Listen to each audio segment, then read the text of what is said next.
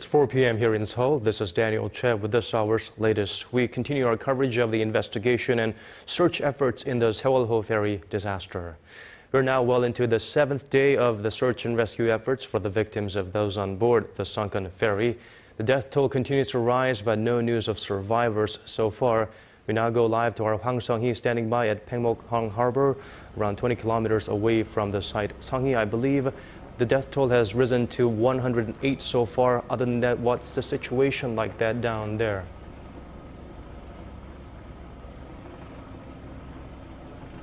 Daniel, dozens of bodies were retrieved today, and as you mentioned, the official death toll now well over 100. The atmosphere here has become even grimmer. It seems that the families of the missing who have been camping out here at the Paengmok-hang Harbor has grown restless and is losing their last strands of hope. I've seen police bring back a man who seemed ready to jump into the water himself, and some have lashed out at the Coast Guard authorities, questioning the productiveness of the rescue operations. Others have just grown restless, many sitting outside and staring into the water with blank faces. And because of the rapidly rising death toll, a temporary funeral parlor will be set up here at Paengmok-hang Harbor. Officials and representatives of the parents of the Tanwon High School students are holding a meeting on the funeral process for the dead, and I believe that the South Korean Maritime Minister was part of this meeting, so I will try to get some information on that for our later newscast. The weather here so far is very sunny, and more divers are expected to take part in today's search and rescue operations to take advantage of the neap tide that has started. This was Hwang Sung-hee reporting live from Paengmok-hang Harbor. Thank you for that, Sung-hee. And moving on, hundreds of divers have been very heavily involved in the search and rescue operations. The harsh conditions they face have been well documented. Poor visibility, strong currents, and having to bring up the bodies of so many young students make their work not only physically but very emotionally draining. Our Park Ji-won has more on this story. A rescue diver from the Korean Navy Ship Salvage Unit goes into the water with hopes of finding survivors or the bodies of the fallen. Under the surface, their visibility is limited. Pitch black really, save for an area about 20 centimeters in front of the divers' faces. The situation worsens at night. Despite the help of flares and lighting from fishing boats, divers can barely see, relying instead on distance lines or guidelines. Those lead them inside the sunken ferry and then back to safety. There are hundreds of Navy and private divers on the scene, but each guideline can only be shared by 2 divers. In the early hours of rescue operations, just 3 or 4 divers were able to get into the water because just 1 or 2 guidelines were set up. High waves and strong currents also hampered the rescue operations in the first 48 hours after the accident, which is so-called golden time for rescue operations. After numerous failed attempts, divers finally got inside the ferry on the 5th day of the tragic accident with the help of 5 guidelines that were set up. With tighter currents and waves coming this week, search operations have accelerated. However, divers are still at risk. They face the risk of decompression sickness, known as diver's disease, which took the life of a Navy diver who was participating in search and rescue efforts following the sinking of the warship Cheonan 4 years ago. Despite such risks, rescue divers continue to go into the water with faint hopes of finding a survivor, even though it's now been days since the ferry sank. Park Ji-won, ARIRANG News. Air, land, and sea. Scores of boats and hundreds of Coast Guard, Navy, and civilian divers bob up and down on the water, and unmanned submersibles scour the seabed. The sun setting for the day doesn't stop efforts either, as flares fired from boats and aircraft illuminate the night sky. For more, here's our Sami Sorang. It's a battle against time to find missing passengers of the horrific accident. The joint rescue team, composed of civilians, government and military personnel, work around the clock in their search. On Monday, some 200 vessels were deployed in the search mission. The small rubber boats from the Coast Guard and Navy sent their divers into the water, while small fishing boats were used by civilian divers. Large patrol ships were dispatched further out, providing safety equipment for the divers and standing by in case of any emergencies. The core operations were conducted from rescue ships. The Paengmok-hang vessel carried salvage equipment and Cheonghae-jinam vessel specialized for underwater rescue, while the Dokdo amphibious assault ship had medical facilities and communications equipment. Aside from the vessels, some 30 aircraft were deployed, while over 600 rescue workers, including those from the Navy, Fire Department and civilian divers, took part in the operation. This joint rescue team managed to extend the guideline by 15 meters, stepping up the in-vessel search efforts. Meanwhile, 2 remotely operated vehicles were deployed to search inside the vehicle and side-scan sonars to identify bodies that could potentially drift away. The search efforts continued late into the night when squid fishing boats came to the aid with their lighting equipment. We're keeping the fishing lights on here all night to help the rescue workers during their search. Joint search efforts continue in order to find each and every person and return them to their loved ones. 서미소랑, ARIRANG News. Rescue teams continue their painstaking search of the sunken Sewol-ho ferry for any signs of survivors. They focused their efforts on the 3rd and 4th floors of the ferry, and they believe most bodies will be found in the ship's cafeteria. We'll get more details from our Kim Hyun-bin standing by at the Central Disaster and Safety Headquarters on Jindo Island. Hyun-bin, fill us in on the latest.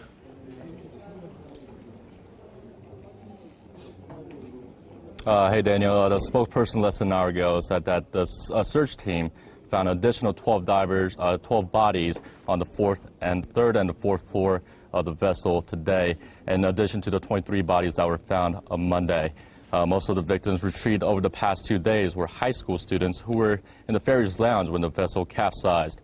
He added that a lot of uncovered bodies are thought to be located in the cafeteria of the vessel, as it was breakfast time when the ferry started listing. That area is going to be the next place divers enter. Today, 239 vessels, 32 aircraft, and over 750 divers are deployed for the search operation. Back to you. Okay, Hyun-bin. Now, also the international community is reaching out to help in Korea's time of need. Can you tell us more about that?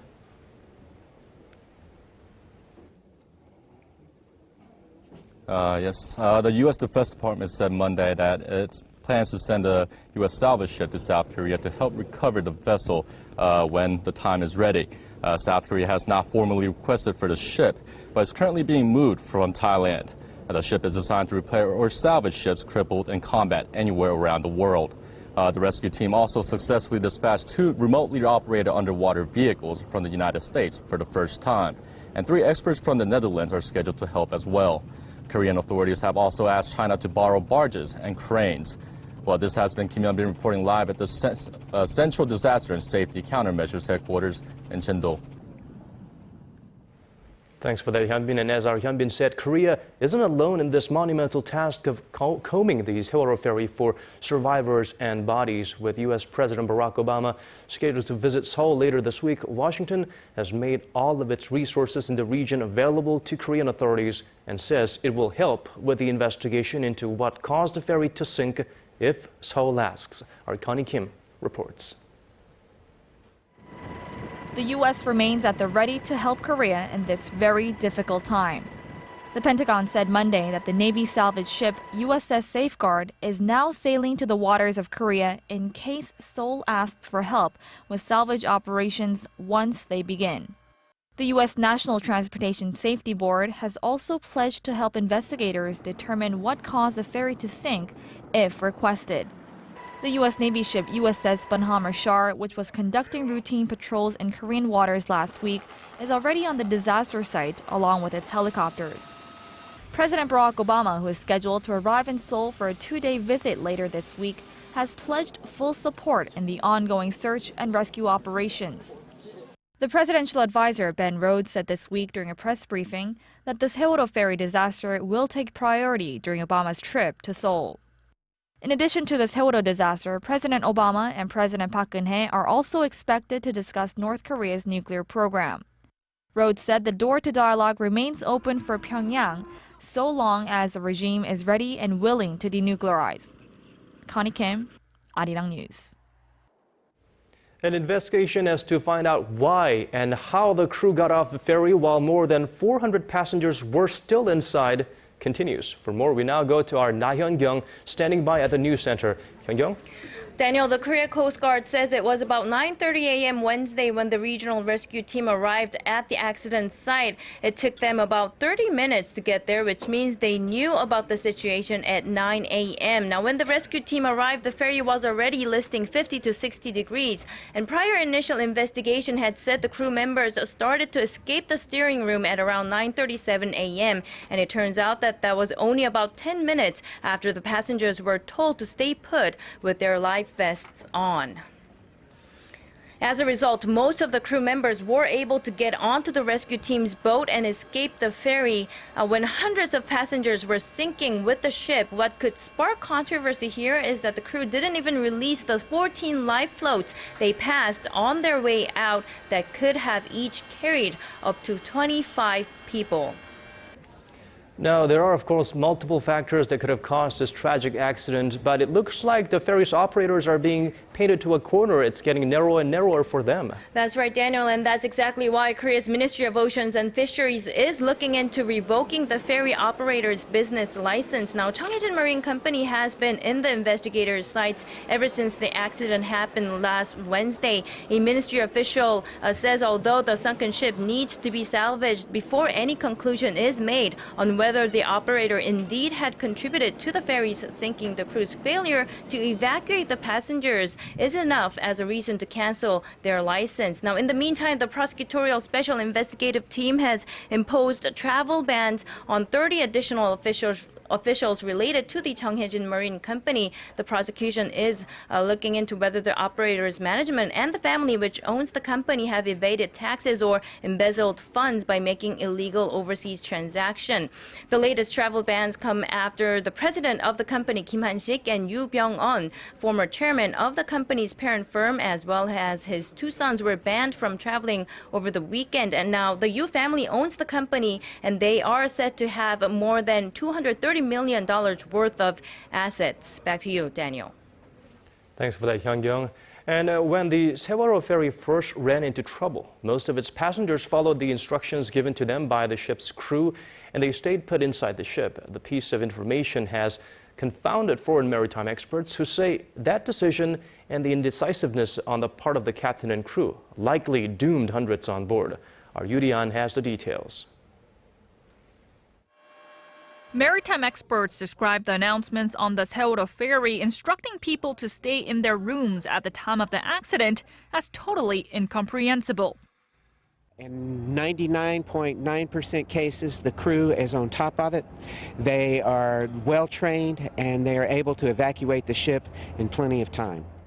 The retired Commodore says it is unacceptable that the captain completely failed in his duties to take control during the crucial moments after the accident.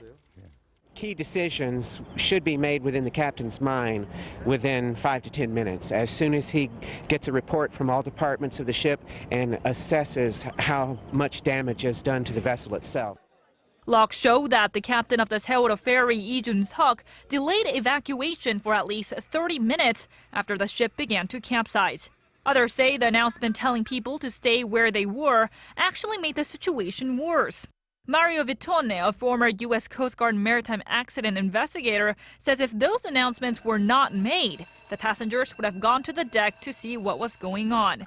Thad Allen, the former head of the U.S. Coast Guard, also says common sense dictates that when a situation is deteriorating, the crew needs to give up on trying to save the ship and pour efforts into saving the passengers. Yurian, ARIRANG News. The Sewol-ho ferry disaster has raised serious questions about safety awareness here in Korea. Authorities have vowed to punish those responsible for the accident to the full extent of the law.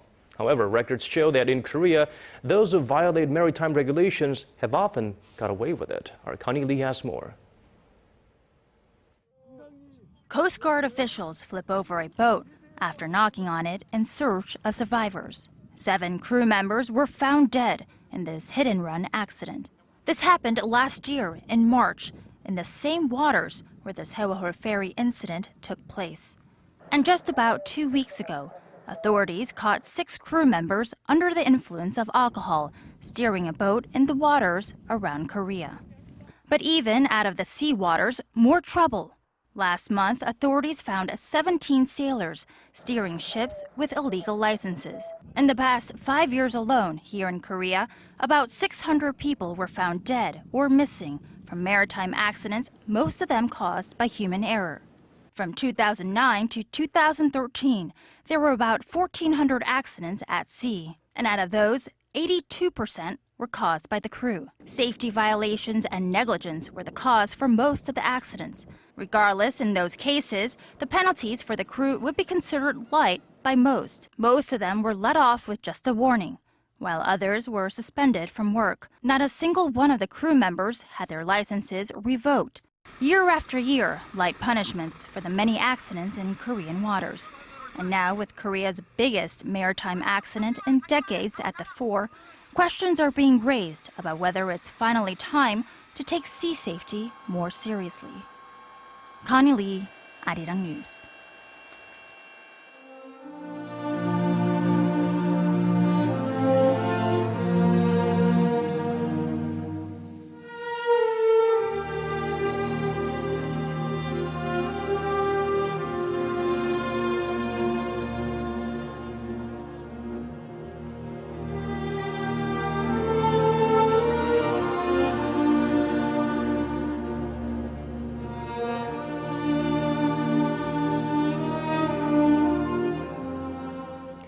The bodies that have been recovered from the Sewol-ho ferry are transferred either to hospitals or funeral halls. More and more are being released to their families today, and our Shin Se-min is out at one of the hospitals in Ansan that is receiving bodies. Se-min, what's the latest from where you are? Yes, Daniel, a total of 11 victims here today are expected to be released sometime today. Here at the Korea University of Ansan Hospital, 5 of the deceased students have already been released. And shortly thereafter, another 5 arrived shortly, bringing the total number here up to 6. In a briefing held by the hospital a couple of hours ago, officials here say they're reviewing the possibility of releasing inpatients depending on their conditions. Now, this comes as the hospital has been saying that most of the patients' physical and mental conditions had improved since they were brought to the hospital the first day. And earlier today, parents of the students made an appeal at the Ansan Office of Education, urging for swift rescue operations and also criticizing the media for its indiscriminate reports on the tragic accident. They also asked for all of society to help them through this very difficult moment. Yesterday, representatives of the families asked the authorities to wrap up the ongoing search and rescue operations by this Thursday, and the authorities said they would do their best to meet the deadline. The teens who haven't been rescued yet, the ones that went to heaven, as well as the ones that survived, all need our care. The kids that survived feel guilty. At the hospitals, they're helping the students to comfort their minds and bodies. Well, Se-min, we also hear that memorial altars are being set up in the city of Ansan so that people can pay their last respects to those who have passed.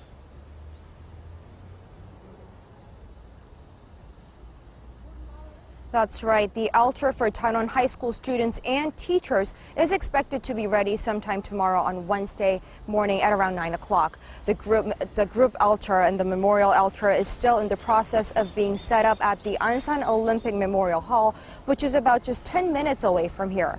And friends and relatives will be able to pay tribute to those who have passed.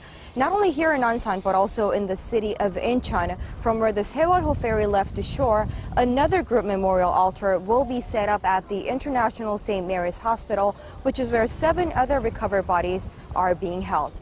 That's all for now, and this has been Shin Se-min reporting live from Korea University of Ansan Hospital. Thank you for that, Se-min. Korean celebrities are also doing their part to help with the Sewol-ho ferry disaster. LA Dodgers pitcher Ryu Hyun-jin is one of them. He held a special autograph session, and proceeds all goes to the survivors and the families of the deceased. Others have delivered relief goods to the accident site. For more, here's our Kim Min-ji. A long line of baseball fans gather in front of Dodger Stadium in Los Angeles, where pitcher Yoo Hyun-jin is signing autographs to raise funds to support the victims of the Sewol-ho ferry disaster. Korean-American fans who took part in the event said they wanted to help out in any way they could. It's sad and very depressing. It must be a hard time, but I hope the families do not lose hope. It was a sentiment shared by all who were there. Oh, just devastation towards the families, especially when you're talking about such young victims, high schoolers that were on that boat. It's very tragic.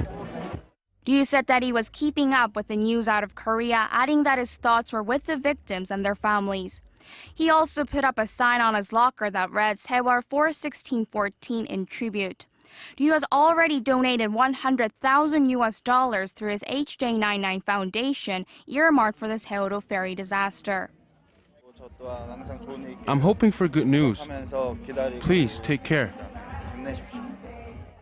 Other Korean celebrities have also been making donations. Figure skating star Kim Yeon-ah gave some $100,000 through UNICEF and tweeted that she prays for a miracle. A list of actors have also made contributions, big and small, while some have delivered relief goods to the harbor and auditorium where families have been staying. And all this to express one message, that the families and friends of this horrible disaster are not alone in this very difficult time. Kim Min-ji, ARIRANG News. We now shift gears a little bit and shift our focus to Pyongyang this time. President Obama is arriving in Seoul on this Friday. North Korea showing signs that it may be preparing for a fourth nuclear test. South Korean Defense Ministry spokesman Kim Min-seok said Tuesday that increased movement has been detected at the Punggye nuclear test site. He added that Pyongyang is at a stage where it could carry out a nuclear test at any time. South Korea and U.S. forces are closely monitoring the situation, and the South's Defense Ministry and the Joint Chief of Staffs have also set up an integrated crisis management task force to prepare for a possible test. Experts have speculated recently that a fourth nuclear test could be in the works ahead of Obama's visit to Tokyo and Seoul this week.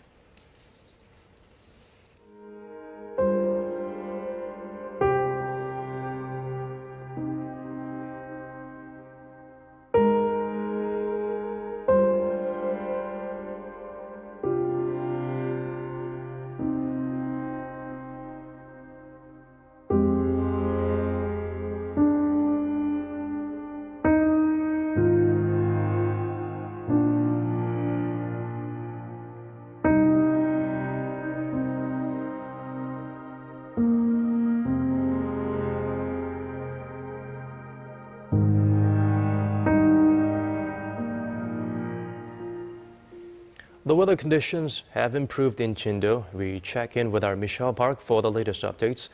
Michelle, what types of conditions are rescuers dealing with right now?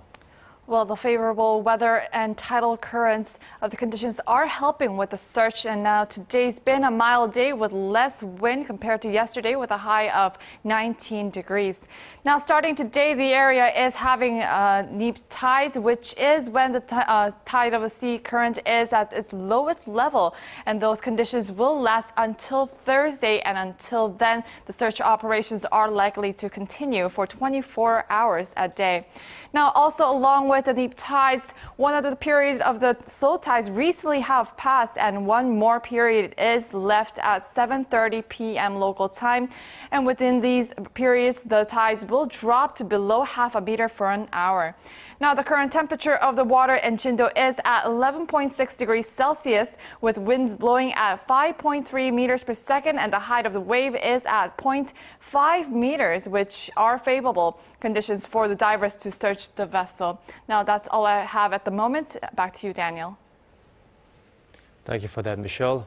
Well, these are the updates we have at the moment. We'll be back with more at 5 p.m. Korea time. Thank you for watching.